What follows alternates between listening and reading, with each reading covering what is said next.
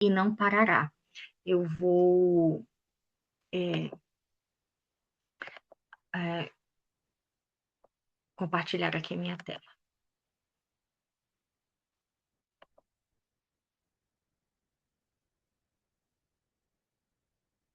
Então, hoje nós vamos falar um pouquinho sobre um tema que em algum momento nós já ouvimos falar, ou já nos questionamos o porquê, ou já nos perguntamos, ou alguém já nos perguntou.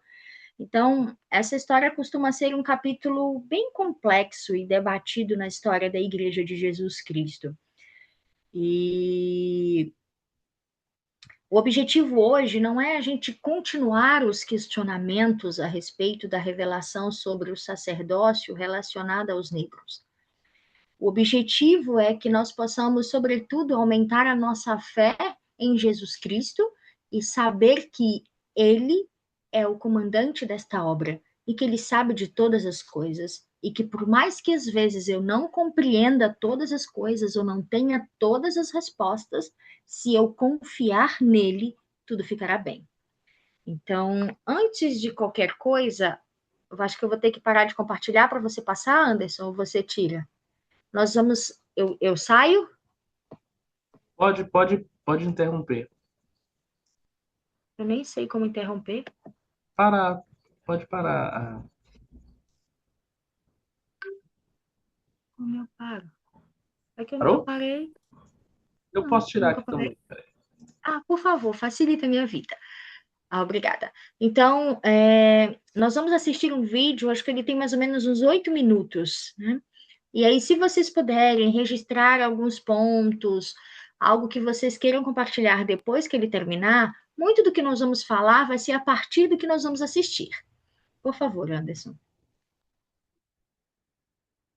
Ok, isso é o que eu encontrei na internet sobre. E aí?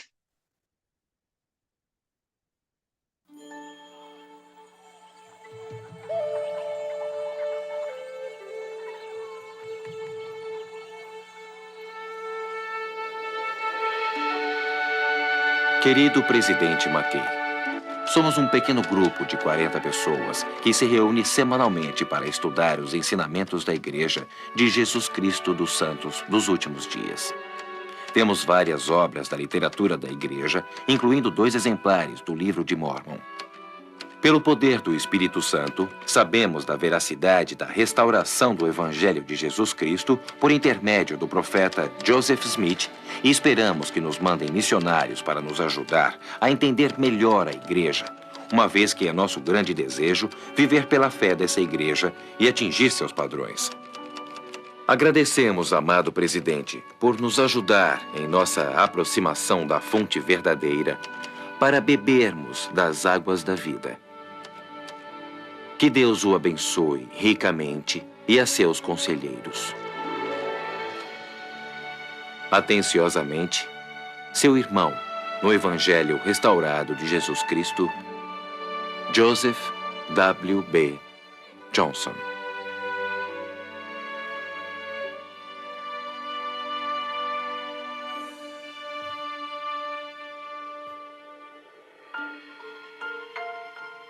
24 de junho de 1964. Querido irmão Johnson, examinei sua carta com profundo interesse. Quero parabenizar você e os membros do seu grupo pela fé e o desejo de receber os missionários. Irmão Johnson, apoiamos seu empenho em estudar e viver os princípios do Evangelho de Jesus Cristo, mas ainda não é hora de enviar missionários a Gana.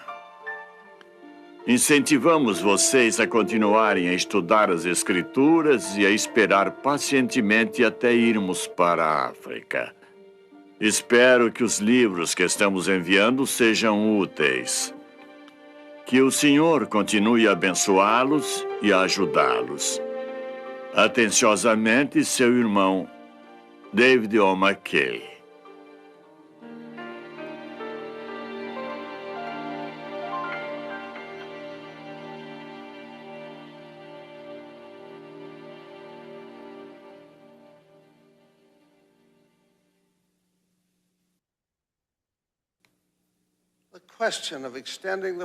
A questão de estender as bênçãos do sacerdócio àqueles que sofriam restrição ocupou os pensamentos de muitos apóstolos durante vários anos. O assunto foi repetidamente trazido à baila por presidentes da igreja e tornou-se objeto de preocupação especial do presidente Kimball. Ele orou com respeito a essa questão séria e difícil por um período considerável de tempo. Passou muitas horas na sala do andar superior do templo, sozinho em oração e meditação. Nessa ocasião, ele abordou o assunto perante os irmãos, os seus conselheiros e os apóstolos. Depois do debate, unimos-nos em oração no momento dos mais sagrados. O próprio presidente Kimball foi quem orou. Não me lembro das palavras exatas que usou, mas lembro-me perfeitamente do que senti e da reação dos irmãos. Havia uma atmosfera de santidade na sala.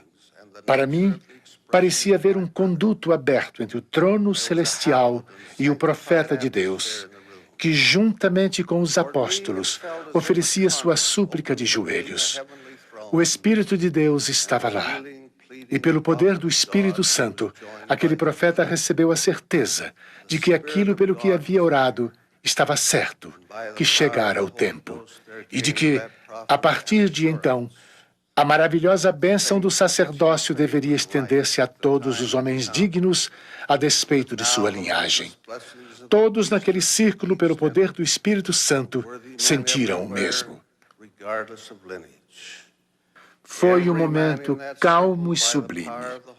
Para nós, ou ao menos para mim, foi como acho que ocorreu com Enos, que descreveu sua extraordinária experiência. E enquanto estava assim lutando no Espírito, eis que a voz do Senhor veio-me à mente. Assim foi no memorável 1º de junho de 1978. So it was on that memorable June 1, 1978.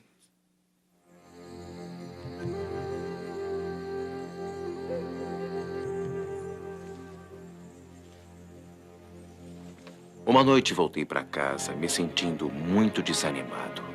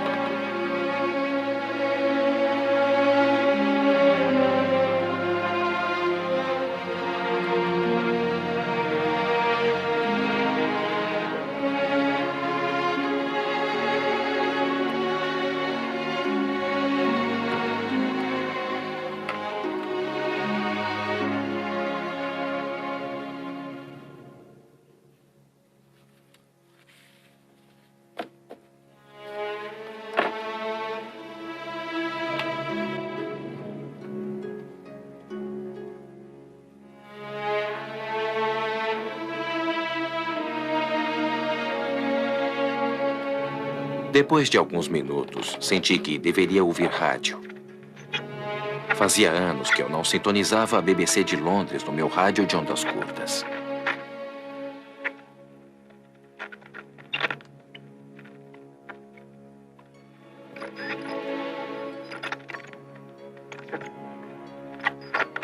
Levou quase 1 hora para achar a estação. Finalmente a encontrei, por volta da meia-noite. Uma notícia divulgada pela Igreja de Jesus Cristo dos Santos dos Últimos Dias, os Mormons. O presidente da igreja, Spencer W. Kimball, anunciou aos membros de todo o mundo que o sacerdócio será agora conferido a todos os homens dignos. Isso significa que os membros negros da igreja, que anteriormente não podiam realizar ordenanças na igreja, poderão participar de todos os programas da igreja. Apoiada unanimemente pelos 12 apóstolos da igreja, a norma passa a vigorar imediatamente.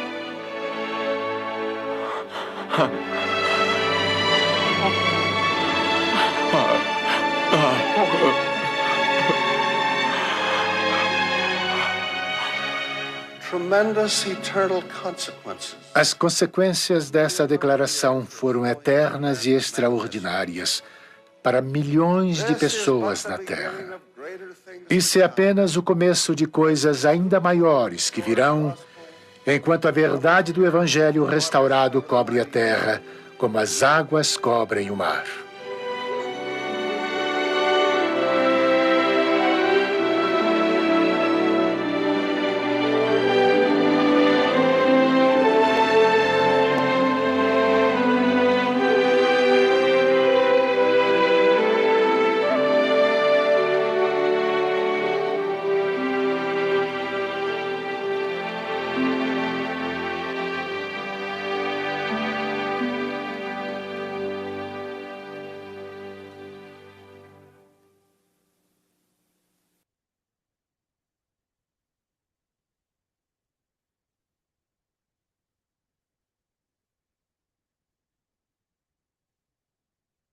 Deixa eu só... Agora eu quero compartilhar, Anderson, por favor. Já posso? Pode compartilhar.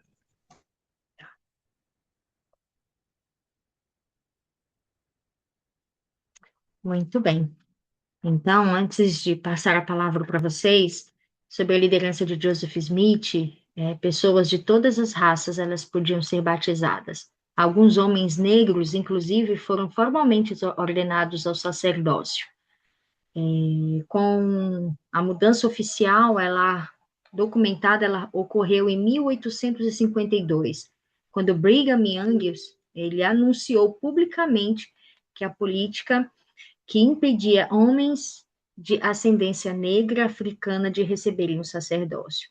Com o tempo, essa restrição ela foi estendida. Homens e mulheres negros também foram impedidos de participarem das ordenanças de investidura e de selamento dentro dos templos. Durante mais de 120 anos em que a restrição esteve em vigor, líderes, membros da igreja, tentaram de diversas formas explicar o motivo da proibição. Mas o fato é que isso não pôde ser feito. E aí, com relação a isso, até essa falta de explicação, essas dúvidas que ocorreram, o presidente... não estou conseguindo passar, só um momento. Deixa eu ver se eu consigo aqui. Muito bem. O presidente Dallin H. Oaks, que na época ele ainda não era apóstolo, quando as restrições ao sacerdócio e ao templo foram retiradas, disse o seguinte a esse respeito: constatei a dor e a frustração dos que sofreram com essas restrições, dos que procuravam razão para explicar sua exclusão. Na época, estudei as razões que eram dadas e não conseguia sentir a confirmação da veracidade delas. Como parte do meu estudo, em espírito de oração, aprendi que, de forma geral, o Senhor raramente explica as razões para os mandamentos e as orientações que Ele dá a seus servos. Decidi ser leal aos nossos líderes proféticos e orar, conforme prometido desde o início desta restrição, para que chegasse o dia em que todos pudessem desfrutar das bênçãos do sacerdócio e do templo. Embora não houvesse nenhuma oportunidade de o irmão Johnson, como nós vimos no vídeo, ser batizado naquela época, ele e outras pessoas divulgavam diligentemente a mensagem do Evangelho em Gana por muitos anos. O irmão Johnson organizou várias congregações de pessoas que acreditavam no Evangelho e propunham jejuns frequentes, nos quais eles imploravam para que os missionários fossem à sua terra e estabelecessem a igreja entre eles. Independente de qualquer coisa, essas pessoas escolheram manter a fé, né? Escolheram seguir diligentemente, confiando no Senhor. Como esse grupo em Gama, milhares de outras pessoas negras, descendentes de africano, ganharam testemunho do Evangelho restaurado à medida que a obra missionária se espalhava pela terra no século XX. Os líderes da igreja foram inspirados pela fé desses indivíduos e desejaram estender as bênçãos do sacerdócio e do templo a eles. Inclusive, nós vamos ver e ler a respeito disso na Declaração Oficial 2, que eu os convido com uma indicação de leitura da noite, para terminar aí a noite, que vocês possam ler. É bem curtinho o texto, mas ele é muito significativo, ler em espírito de oração. E aí, só um momento, por favor. Meu computador está meio bugado hoje. E aí eu gostaria de perguntar para vocês nesse momento, né? Que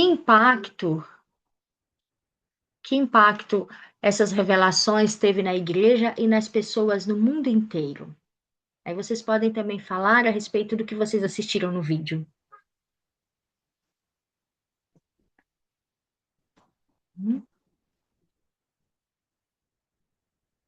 Com certeza que em algum momento alguém teve dúvidas, alguém perguntou ou alguém foi questionado a respeito disso, né?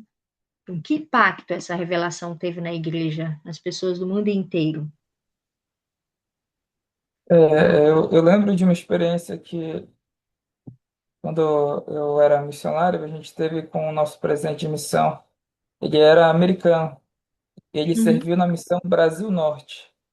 Então, pegava do Rio de Janeiro até aqui, Manaus, Belém. Nossa. E ele compartilhou com a gente que, naquela época, o sacerdócio ainda não era concedido às pessoas de descendência africana. Isso deixava ele muito triste, porque tinham muitas pessoas boas aqui no Brasil que poderiam fazer muita coisa pela igreja. E ele voltou para casa e ele disse que ele estava na faculdade quando a esposa, ainda não era a esposa dele, era a namorada dele, a Sister Hart, ligou para ele e compartilhou com ele que essa revelação tinha sido dada, né, aos membros da igreja. E ele disse que ele só lembrava das pessoas no Brasil que poderiam agora ser lá das suas famílias, participar das ordenanças do templo, e a igreja iria crescer ainda mais aqui. Eu não lembro de nenhum momento que alguém perguntou alguma coisa para mim sobre essa situação, mas eu fico imaginando, né, me colocando no lugar das pessoas daquela época, né, como que eu agiria, como eu reagiria quando os missionários falassem que eu não poderia receber o sacerdócio, sabe? Então, eu não tenho muito assim essa, essa experiência, né? Mas eu lembrei dessa questão, dessa experiência que o presidente compartilhou comigo, não só comigo, com os missionários da missão, mas, com certeza eu acho que depois dessa revelação ter sido dada, a igreja viralizou, como o presidente Nelson disse, né? Sim. Alguém mais gostaria de comentar? Eu vejo até por mim, né, que sou negra. Se não fosse eu posso dizer que persistência do profeta na época ter ido em busca de inspirações para que o Senhor pudesse autorizá-los a estender as bênçãos do sacerdócio a todos.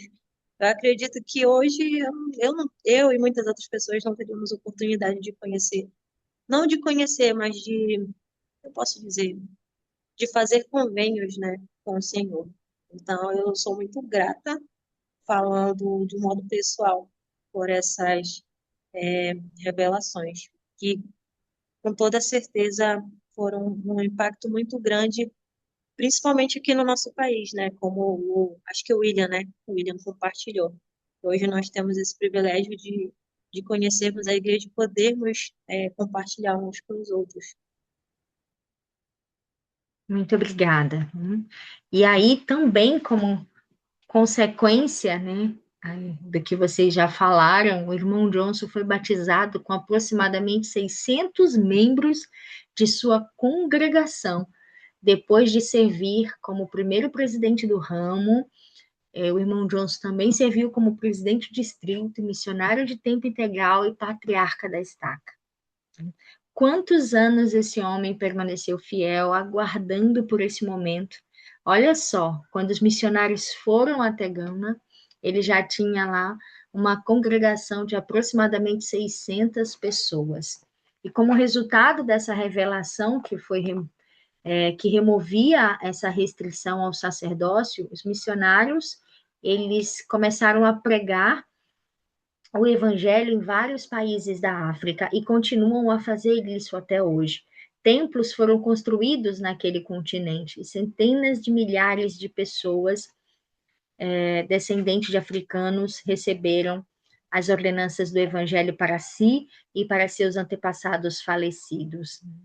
Então, hoje, em todo o mundo, há membros da igreja que são negros, descendentes de africano, e todos fazem contribuições valiosas e se esforçam para se tornarem um em Cristo. Igual como o William comentou, né, que o presidente lamentava, porque sabia que muitos desses irmãos teriam grandes contribuições à igreja, a fazer a igreja, mas não podiam por conta desta restrição. E aqui nós temos o Eli, eu acho que é Elijah Abel, desculpa eu repeti 2 vezes aqui o nome dele. Ele foi um dos primeiros membros da igreja afro-americanos e o negro mais conhecido dentre os poucos que foram ordenados ao sacerdócio na época de Joseph Smith. Em 1852, um ano antes da família chegar ao altar, Brigham Young anunciou publicamente a norma de negar o sacerdócio a homens negros.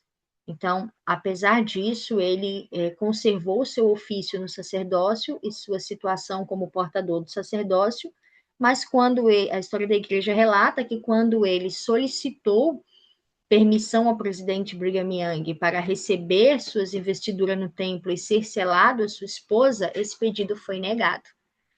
Em 1879, um segundo pedido foi negado pelo presidente John Taylor.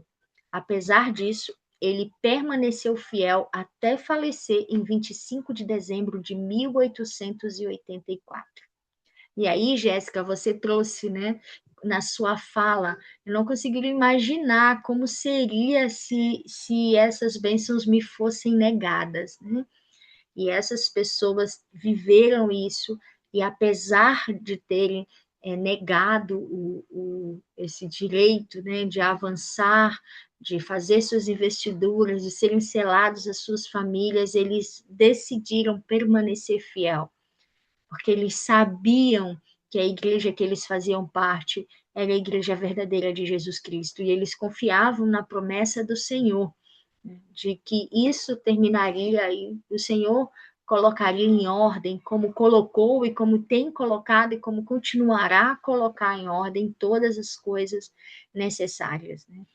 Acho que o grande desafio talvez seja a gente permanecer fiel, firme na fé, mesmo em meio a essas restrições, a essas provações, a esses momentos. E apesar do William ter trago na fala dele, de que ele nunca, não lembra de ter sido questionado, né, William, de ter recebido perguntas a respeito disso, muitas pessoas ainda agridem a igreja hoje em dia por causa disso. Ainda tentam fazer parecer que nós somos uma igreja preconceituosa por conta disso. Então, é importante nós conseguirmos falar a respeito disso com fé e coragem para aqueles que em algum momento possam vir a nos questionar.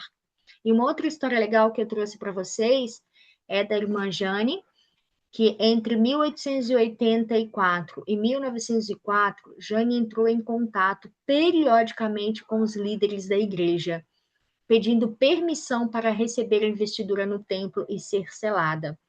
Naquela época, os homens e as mulheres santos dos últimos dias negros não podiam participar da maioria das ordenanças do templo. Em 1888, o presidente da estaca autorizou Jane a realizar batismo por seus parentes falecidos. Mesmo sendo uma serva, em 1894, os líderes da igreja permitiram que ela fosse selada por procuração à família de Joseph Smith. Porque esta irmã, eu não sei se vocês já assistiram um filme da igreja, eu acho que é a Restauração, na Plenitude dos Tempos. A Restauração, que fala da restauração, que tem uma negra, um grupo de negros que vem de muito longe, porque não permitiram que eles comprassem passagem de navio, por eles serem negros, eles tiveram que vir caminhando até onde estava Joseph Smith para conhecê-lo, chegaram com os pés em carne viva, até aparece uma imagem de Joseph Smith e Emma Smith corando o pé deles. Não sei se vocês lembram dessa parte do filme.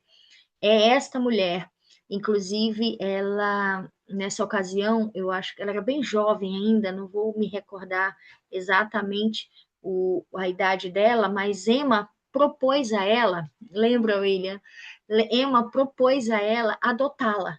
A história da igreja relata adotá-la por procuração, ou melhor, que ela fosse selada por procuração a Emma e Joseph Smith. Ela, não entendendo muito bem a doutrina, ela não aceitou, mas posteriormente isso foi concedido a ela, né? Então, o jornal Deseret News, ele relatou o seguinte a respeito dela: poucas pessoas foram mais notáveis pela fé e fidelidade do que Jane. E apesar de sua origem humilde, ela granjeou amigos e conhecidos às centenas. A fé dela e a coragem dela pode trazer muitos à igreja, levar muitos a conhecerem o evangelho. Então, eu queria trazer a história dela para vocês, porque eu acho que é muito notável ver o quanto pessoas de incrível fé e coragem, elas preferem optar, seguir, acreditando naquilo que verdadeiramente importa, ao invés de perder tempo com aquilo que não importa, que apenas nos afastam da presença e da luz do Evangelho, né? Que são os questionamentos e os porquês. Gente, eu não estou dizendo que perguntar é errado. Você perguntar, você deve. A doutrina em convênios é um exemplo claro de que perguntar é preciso. Diante de muitas perguntas, revelações foram dadas e hoje nós temos doutrina em convênios. E muitas coisas acontecem mediante a perguntas. Mas há uma grande diferença entre perguntar e questionar. É perguntar para realmente receber e conhecer a vontade do Senhor. Não é perguntar querendo impor a sua vontade ao Senhor. Existe uma diferença a respeito disso. Eu acho que é importante a gente relatar, falar sobre isso. Pode falar, William. Eu acho que, na verdade, sim, tem uma pessoa que eu acompanho muito nas mídias sociais, que é o presidente de missão do Anderson, né? Ele fala muito sobre isso porque ele viveu isso quando ele era jovem, né? Eu me recordo de um relato que ele fez sobre eles mudarem para os Estados Unidos e lá ele ainda viu muito isso acontecer. Eu lembro de um episódio que foi comentado que não é um material oficial da igreja, nem doutrina da igreja, mas é muito válido a gente aprender com a experiência das pessoas que viveram essa época, que isso pode ajudar a gente a entender um pouquinho mais da revelação pessoal sobre isso. E uma coisa interessante que ele disse foi que aquela época tinham aquela questão da segregação ainda, né? De divisão do povo afrodescendente do povo americano branco, né? E ele não recordava sobre ter alguma coisa a ver com isso, mas de que a igreja, os membros da igreja, desde a época de Joseph Smith, que era um tempo que ainda a escravidão era uma coisa muito forte, muito presente na cultura naquela época, que a igreja, os membros da igreja foram um dos primeiros a abolir essa questão da escravidão, né? Então, eu me recordando disso, eu imagino, né, que a irmãzinha ficou até surpresa aí que ela disse no comentário, né, que ela não sabia que tinha acontecido isso na história da igreja, né? Mas isso só mostra que, independente da situação, né, seja esse caso de restrição ao sacerdócio para as pessoas negras naquela época por um período de tempo no qual a gente não sabe o real motivo disso acontecer. Sim, E, por exemplo, hoje você passar alguma situação te restringe das reuniões da igreja. Você vai viver pela fé. E é isso, talvez, foi um dos princípios que a gente pode aprender, né, com tudo isso. De que a gente vive pela fé. De que é o tempo do Senhor que as coisas vão ser realizadas. Seja pessoa negra, branca, amarela, asiática, sabe? Eu fico pensando assim, se a igreja é sim, racista, por que que a gente não tinha escravo, né? Porque as pessoas não viviam dessa maneira. Era outra cultura. A igreja, ela realmente não queria isso. E também, se fosse do desejo aí dos outros apóstolos, profetas, como o presidente Gordon B. Hinckley disse, né, todo mundo receberia as bênçãos do templo, indiferente do que fosse. sim. Sim, até porque as escrituras deixavam muito claro que o Senhor não fazia acepção de pessoas, que ele amava todas as pessoas. Ele convidava todos a virem a ele. Mas o que você trouxe é algo muito real, assim. A gente precisa aprender a viver pela fé, pelas nossas crenças, né? Não só na fala, mas nas nossas ações. Porque nós não temos como garantir, por exemplo, a revelação da segunda vinda, ela fala os acontecimentos que precederão a segunda vinda, em que os membros da igreja talvez não vamos conseguir mais estar reunidos nas capelas, não será mais permitido. Nós mesmos seremos segregados do restante das pessoas. Então, nós precisamos aprender a confiar no Senhor. E tem uma outra história bem interessante que eu gostaria de pedir para o William ler para a gente. Você pode ler, William? Posso sim. É, Em 1969, o jovem George Rickford, que morava em Leicester, Inglaterra, conheceu os missionários da Igreja de Jesus Cristo dos Santos dos Últimos Dias. No começo, George não demonstrou estar muito aberto à mensagem deles, mas no final acabou ouvindo suas lições. Depois de 3 meses de muita pesquisa, George acordou um dia de manhã com a convicção de que a igreja era verdadeira. George estava ansioso para contar aos elders sobre seu testemunho, mas antes de fazê-lo, eles o informaram de que não poderia receber o sacerdócio caso se filiasse à igreja por causa da mistura de sua raça, que incluía antepassados negros descendentes de africanos. George ficou arrasado com a notícia. Ao recordar esse momento, ele disse: Tive uma reação muito hostil. Fiquei muito agressivo, e depois de uma discussão acalorada, coloquei os missionários para fora da minha casa. Dei a eles uma bela reprimenda sobre discriminação e racismo, usando todo o meu vocabulário sobre o assunto. Assim que os missionários foram embora, George chorou. E aí eu pergunto para vocês: se alguém lhe perguntasse por que existia restrições em relação ao sacerdócio e ao templo, quais os pontos mais importantes vocês abordariam para explicar?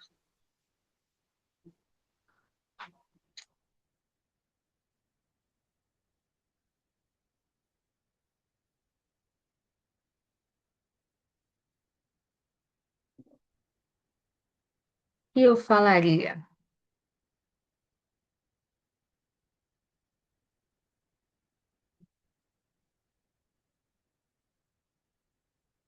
"Hum?" E aí, então, enquanto vocês pensam, eu quero ler para vocês a seguinte declaração: nos dias atuais, a igreja, a igreja rejeita as teorias do passado de que a pele escura seja um sinal de desagrado divino ou de maldição, ou que ela reflita as ações de uma vida pré-mortal, que casamentos interraciais sejam um pecado, ou que os negros ou as pessoas de qualquer raça ou origem étnica sejam de alguma maneira inferiores a qualquer outra pessoa. Os líderes da igreja hoje condenam inequivocadamente todo racismo, passado ou presente, em todas as suas formas. Então, é importante nós evitarmos especulações a respeito dessas razões que foram dadas anteriormente, sobre os motivos de terem existido essas restrições, né? E que possamos explicar para as pessoas que a igreja hoje, ela repudia toda e qualquer ação de racismo, em qualquer momento. E que às vezes nós não entendemos todas as coisas, não sabemos de todas as coisas, mas que nós confiamos no Senhor. Então, quanto mais a gente especula a respeito dos assuntos, mais a gente tenta explicar ou arrumar desculpas mirabolantes que não são oficiais da igreja, talvez mais distante essas pessoas vão estar de sentir e de saber a verdade. Agir pelo Espírito, ele vai ensiná-las, ele vai fazer com que essas pessoas compreendam e aceitem suas palavras, ao simplesmente dizer a elas que todos nós somos iguais perante Deus. E por conta disso, a obra do Senhor ela é acelerada. Aquela que começou naquela casinha de tora de madeiras, hoje se tornou numa igreja mundial.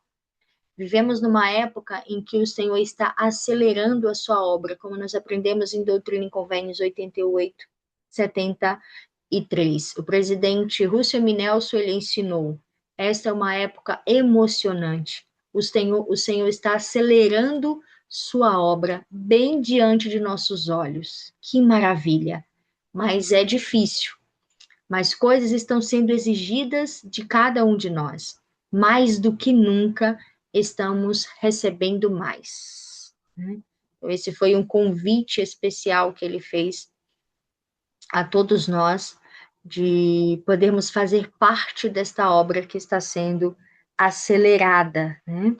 E aí eu queria perguntar para vocês, qual o destino da Igreja de Jesus Cristo dos Santos dos Últimos Dias?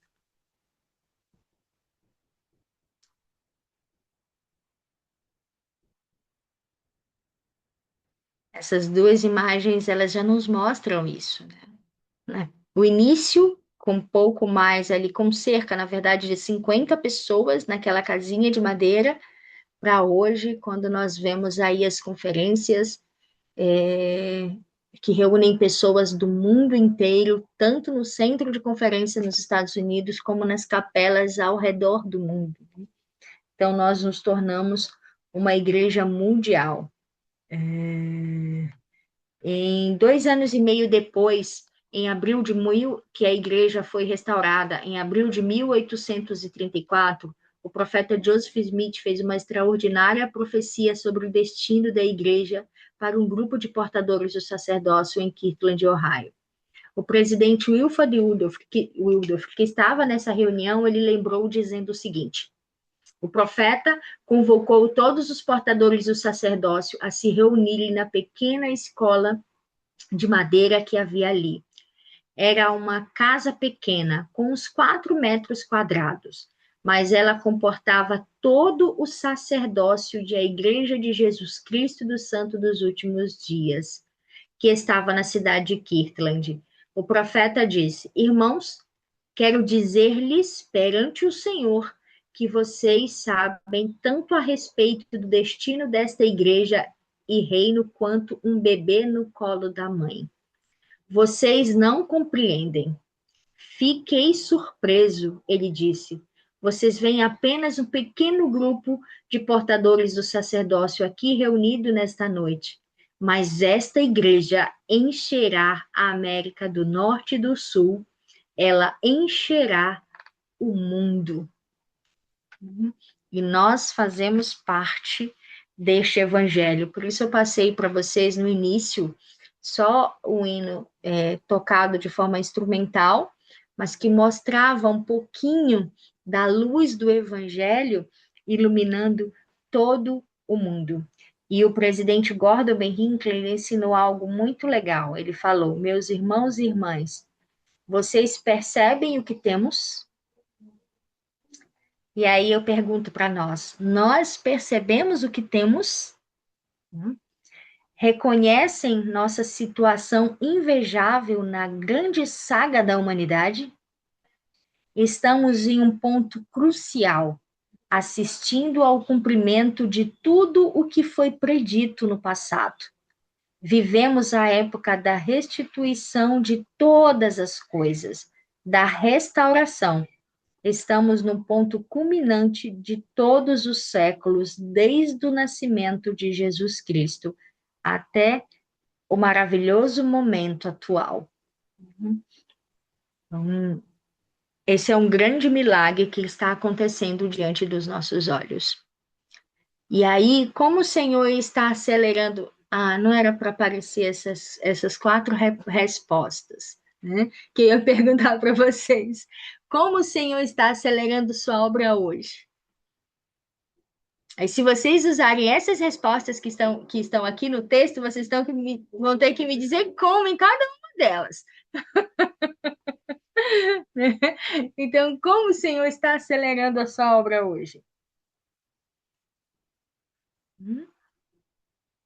Aí aqui nós trouxemos a coligação de Israel. Vocês podem me falar como? Vacilei, hoje eu vi uma postagem aí eu acho que foi no Mais Fé, não sei.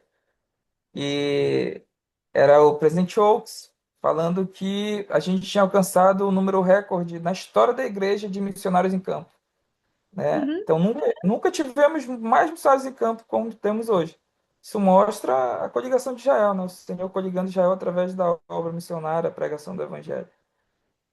Tanto desse lado do véu quanto do outro, porque a quantidade de tempos que a gente tem anunciado, né, é enorme.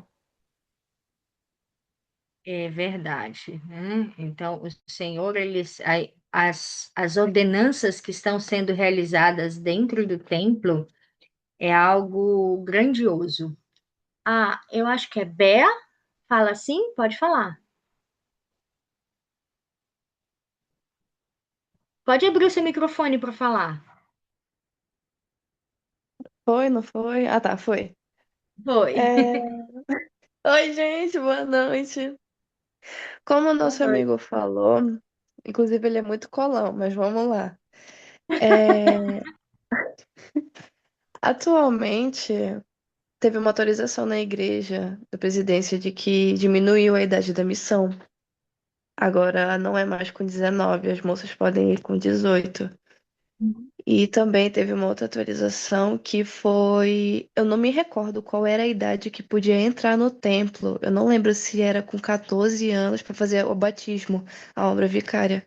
Eu não sei se era com 14 ou se era com 12 anos, mas isso também teve uma diminuição na idade. E assim a gente percebe o quão a obra está avançada e o quão é necessário cada ramo, seja o trabalho de proselitismo, seja a obra vicária. E é isso que eu acho, que eu penso, na verdade. Muito obrigada. Eu que agradeço pela sua participação. O presidente Nelson, ele disse que a coisa mais importante que está acontecendo é a coligação de Israel dos dois lados do véu. Nada se compara em grandeza, em importância e em majestade. Muito obrigada. E compartilhar o evangelho, né? O William trouxe um pouco disso aí dos dados da igreja. Então, o Senhor está acelerando o seu trabalho na pregação do evangelho, cada vez mais lugares que está sendo enviados missionários para que as pessoas recebam a luz do evangelho. E tem a ministração, né? Ministrar. Então, sabemos que durante a vida mortal do Salvador, ele ensinou os seus discípulos que ele não veio à terra para ser servido, ele veio à terra para servir. Então, ele ministrou em todos os lugares que ele andava. Ele andou fazendo bem a toda criatura. Então, ministrar é uma parte importante. Pode falar, William. Mano, ficou até triste quando você falou em ministrar aí, que não está entregando a administração dele, mas isso é um assunto interessante, né? Porque o Senhor, ele mudou, né?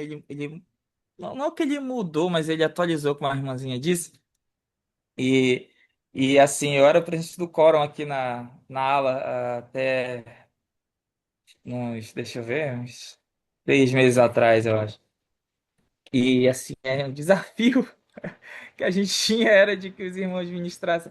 E às vezes eles esqueciam que o chamado era de ministrar como Salvador, né? Como você bem falou. Ele fazia isso, e a gente tem que imitar ele nas coisas para que ele é nosso exemplo, né? E eu acho bacana porque quando você ministra, você não faz com obrigação, você faz por talvez preocupação, talvez porque você quer que a pessoa tenha o bem-estar dela espiritual, material, e você acaba criando vínculo e amizade com as pessoas. Eu acho isso incrível. Eu acho que acredito que era essa maneira que o Saúde fazia, ele se tornava amigo, né, das pessoas e suprir aquilo que elas precisavam. Não que a gente vai ser o salvador do mundo, né? Mas um pouquinho que a gente pode fazer pelos outros, ou demonstrar pelo menos um respeito de amizade, eu acho que isso já ajuda ela a se sentir ministrada, e com isso ela honra o dia do Senhor, com isso ela compartilha o evangelho e ela coliga Israel. Sim, muito obrigada, né? Então, não importa se nós ainda não somos perfeitos ou completos, ainda assim nós podemos ser usados pelo Senhor, para andar fazendo o bem como Ele fez, para andar servindo as pessoas como Ele fez. Então, o desafio é aprender a abrir mão de nós mesmos para fazer aquilo que o Senhor espera que nós façamos. Porque a verdade é que a vida da gente ela é repleta de coisas. Eu sirvo na igreja, sou diligente no meu chamado, mas se eu não ministro, algo está faltando. Mas eu ministro no meu chamado a todas as pessoas que eu cuido. Mas nós viemos à Terra com uma designação especial, já designada a nós, talvez até por imposição de mãos do próprio Senhor, quando ainda vivíamos com Ele antes de virmos à Terra. Né? Porque nós precisamos cuidar uns dos outros. E às vezes esse cuidado mais pessoal, um a um, é o que traz grandes resultados. E aí isso exige muito de mim. Exige, mas sobretudo exige que eu compreenda a essência do Salvador, para que ela também se torne a minha essência. É um grande desafio. E aqui na minha ala não é diferente, William. Eu ouço a presidente do a presidência de socorro e o presidente do quórum falar a respeito disso. Precisamos ministrar, precisamos ministrar. O Senhor simplificou, o Senhor facilitou o máximo, mas Ele não tirou o amor, Ele não tirou a preocupação, Ele não tirou a importância, Ele facilitou a execução. Para você ver como não é a execução que dificulta, é o que nós temos às vezes dentro do coração, é aquela essência que o próprio Salvador tinha de ministrar de forma natural que talvez nos falte. E isso exige um refinamento e uma exigência de nós muito grande. Então, não é sobre o outro, é sobre eu mesma. Né? Então, acho que esse é um desafio quase todos os lugares. Mas agora ele também, o estudo também nos fala sobre honrar o dia do Senhor. E aí, por que vocês acham que honrar o dia do Senhor é acelerar a obra?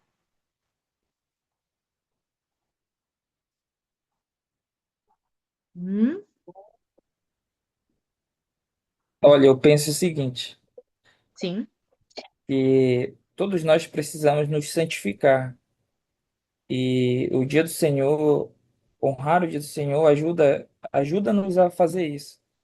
Quanto mais filhos de Deus honrarem o dia do Senhor juntos, eu acredito que a gente consegue alcançar um grau de santificação maior, não só para a gente, individualmente, como a congregação da igreja, como o nosso bairro, a nossa comunidade como um todo. Então, eu acredito que o povo se santificando junto, a terra vai estar mais pronta ou preparada para a volta do Salvador. Eu acredito nisso. Acredito que talvez faça sentido esse tipo, essa linha de raciocínio, de pensamento. Com certeza, William. Você já imaginou os santos reunidos em santidade, devoção e adoração, o nível do Espírito? Então, o Espírito encherá a terra, porque nós estamos praticamente no mundo inteiro. E se todos os membros da igreja santificarem, honrarem esse dia santo, o nível de espiritualidade, o espírito que reinará, ele tocará o coração das pessoas à nossa volta de uma forma que elas nem vão entender o porquê, preparando esses corações para receberem a luz do Evangelho. O presidente Russell Ballard, ele disse o seguinte: de todas as mudanças organizacionais e normativas ou treinamento doutrinário que pudessem acelerar o trabalho de salvação neste momento, decidimos elevar o espírito e o poder do dia do Senhor, e é o que exerceria a maior influência para que os membros e as famílias se achegassem ao Senhor Jesus Cristo. E se tivermos mais de Jesus Cristo em nós, maior será a luz que emanará da gente. E assim aí nós poderemos tocar ainda mais a vida das pessoas. Então, de todas as mudanças, essa, sem sombra de dúvida, é uma muito importante. Isso, inclusive, nos auxiliaria a sermos melhores ministradores, a compartilhar mais o Evangelho, a ter um desejo maior de coligar Israel. Em março de 1842, Joseph Smith descreveu como seria o destino do Evangelho do Senhor e de sua igreja, quando escreveu uma carta em resposta à carta pedindo informações sobre as crenças da igreja, escrita por John, que era editor de um jornal em Chicago, Illinois. Na carta, o profeta escreveu o surgimento, progresso, perseguição e fé dos santos dos últimos dias. O estandarte da verdade já foi erguido. Nenhuma mão ímpia conseguirá impedir o progresso desta obra, mesmo que sejam deflagradas violentas perseguições, que se reúnam multidões enfurecidas, que exércitos sejam mobilizados, mesmo que haja calúnia e difamação, a verdade de Deus seguirá adiante, com destemor, nobreza e independência, até que tenha penetrado em todos os continentes, visitado todas as regiões, varrido todos os países e soado em todos os ouvidos, até que os propósitos de Deus sejam cumpridos e o grande Jeová declare estar a obra concluída. Esse é um trecho desta carta. Que poderosa resposta, né? E aí perdão, isso aqui a gente já falou. Então, em uma época emocionante, o Senhor está acelerando sua obra bem diante de nossos olhos. Que maravilha, mas é difícil.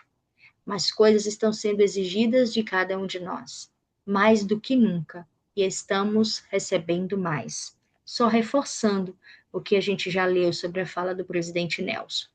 E aí, para finalizar, eu gostaria de perguntar para vocês: como você tem feito parte dessa aceleração? Ou como você tem acelerado a obra? Ajudado a acelerar a obra? Gostaria de ouvir. Jéssica? Sim. Bom, eu acredito que eu tenho feito parte da aceleração, porque eu passei 5 anos longe da igreja. Eu digo que foram 5 anos desperdiçados, né? Por escolhas de focar no trabalho, e só foquei no trabalho e esqueci do lado principal, que era o meu lado espiritual. Mas graças a orações e pedidos de ajuda, o Senhor mandou na minha casa simples visitas, simples ministradores. O presidente da estaca, os 3, o presidente e seus conselheiros, foram só me fazer uma visita, e essa visita mudou tudo.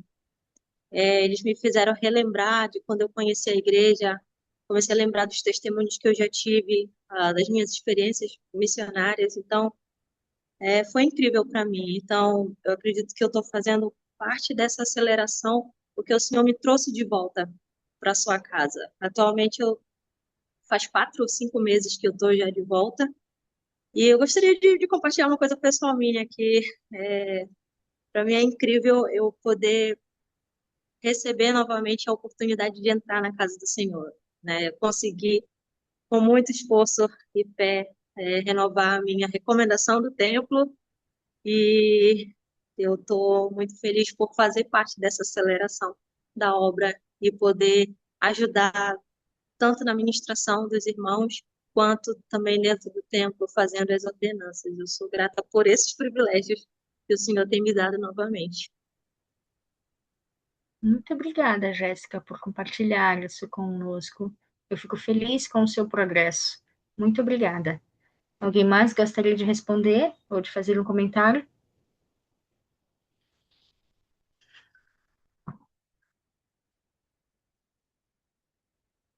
Muito bem. Eu sou muito grata ao Senhor pela oportunidade que eu tenho de fazer parte desta obra e de poder, com os meus dons, talentos e os meus recursos financeiros, ajudar a igreja a crescer e poder contribuir com o evangelho que tem abençoado a minha vida, da minha família e a vida de muitas pessoas. Eu sou muito grata ao Senhor por saber que este é o seu reino, que Jesus Cristo é o Salvador do mundo, que Ele nos ama e deseja que nós possamos ser seus braços nesta terra, levando a luz do evangelho a toda criatura. A obra está acelerada e ela não poderá ser parada. Não importa o que aconteça, que possamos permanecer firmes na nossa fé, até que o Senhor venha e dê-la como terminada, e reúna o seu povo mais uma vez, e ele reinará diante de todos nós. Eu sei dessas verdades e eu testifico isso a vocês com todo o meu amor e a gratidão por estarem aqui, e faço isso no sagrado nome de Jesus Cristo. Amém. Aí, Anderson, fiquem aí mais um pouco.